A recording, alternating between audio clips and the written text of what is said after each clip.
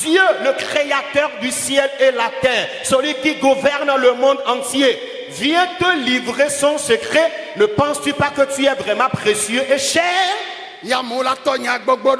Les gens vont commencer par raconter la chose d'une manière. Les gens vont commencer par publier la nouvelle n'importe comment. Et ce qui n'est même pas dit, c'est ce qui ira publier avec les gens. Ça ne peut jamais passer comme ça. Précieux de Dieu,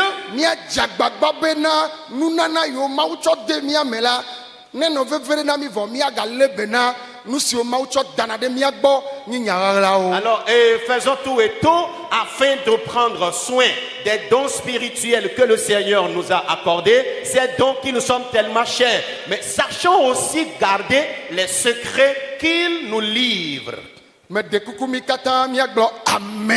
Disons Amen.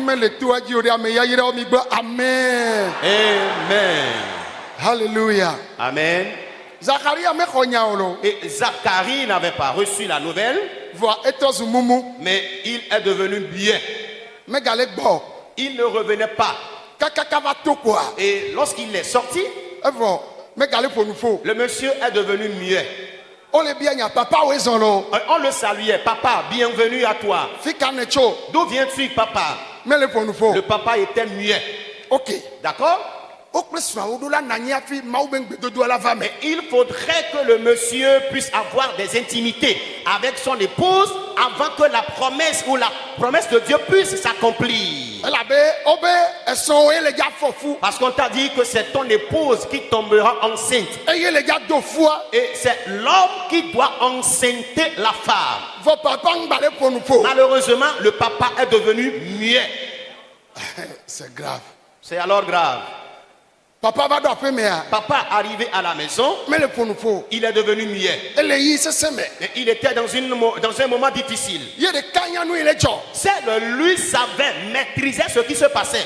Son épouse l'interrogeait, mais il n'était pas en mesure de répondre. Arrivé à un moment où il doit avoir l'intimité, le monsieur a commencé par faire une communication gestuelle. Le monsieur a commencé la communication gestuelle. Alors puisque les deux se maîtrisaient, et ils ont posé l'acte qu'il fallait avant la grossesse. Et pas longtemps, et Elisabeth est réellement tombée enceinte.